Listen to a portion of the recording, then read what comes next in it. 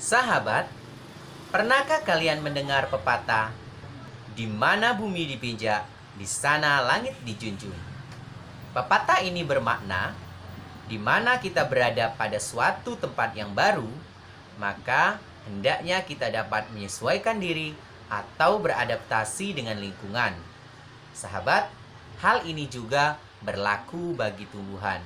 Agar keberlangsungan hidupnya terjamin, tumbuhan juga harus dapat beradaptasi, menyesuaikan diri dengan kondisi lingkungan tempatnya hidup.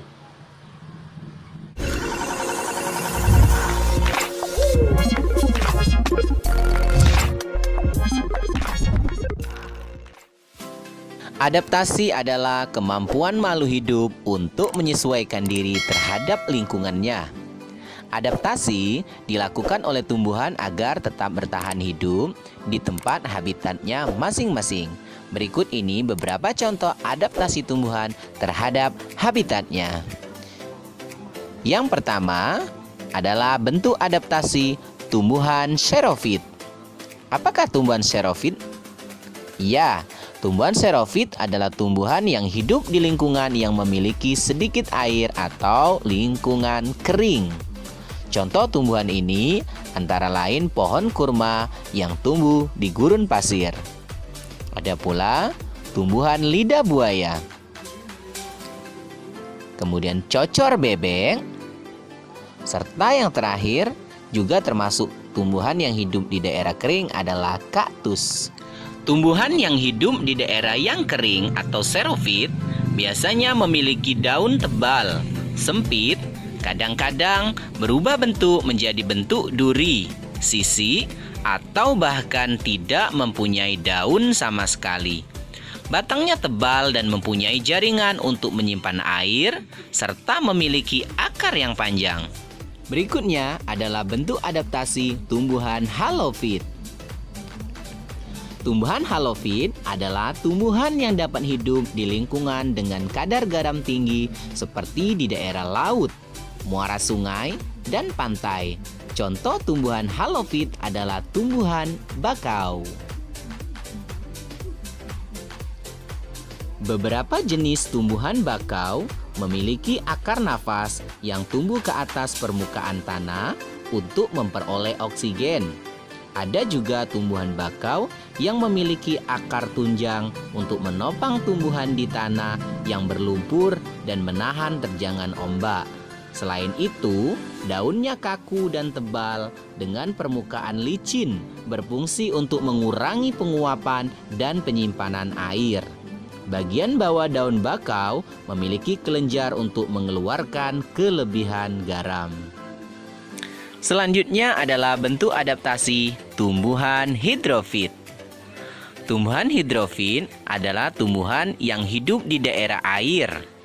Contoh tumbuhan hidrofit adalah teratai dan eceng gondok. Bagaimana bentuk adaptasinya? Teratai memiliki daun yang lebar untuk mempercepat penguapan. Daun yang lebar juga berfungsi agar dapat mengapung di permukaan air. Daunnya berlapis lilin untuk mencegah daun membusuk karena terlalu sering terkena air. Sedangkan bentuk adaptasi eceng gondok yaitu memiliki pangkal tangkai daun berongga yang berfungsi untuk membantu dalam mengapung di permukaan air. Eceng gondok juga memiliki akar yang lebat untuk menjaga keseimbangan agar eceng gondok tidak terbalik.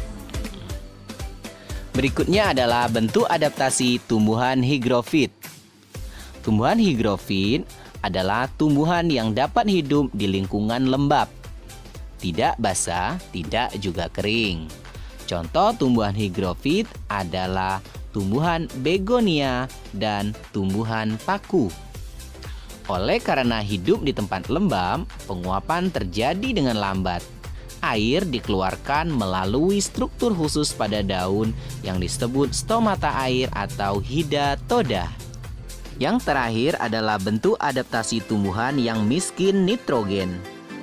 Tumbuhan yang tumbuh di lingkungan yang miskin nitrogen biasanya melakukan penyesuaian diri dengan memerangkap serangga, kemudian mencerna sebagai sumber nitrogen. Adapun contoh dari tumbuhan yang melakukan hal seperti ini adalah kantong semar dan tumbuhan Venus. Sahabat, tidak hanya dapat menyesuaikan diri dengan lingkungan, beberapa jenis tumbuhan memiliki ciri khusus dalam melindungi diri dari pemangsa. Tumbuhan tidak dapat bergerak apabila ada pemangsa yang datang. Oleh karena itu, tumbuhan harus dapat menyesuaikan diri dalam melindungi diri dari pemangsa. Berikut ini beberapa contoh penyesuaian diri yang dilakukan oleh tumbuhan dalam melindungi diri dari pemangsanya.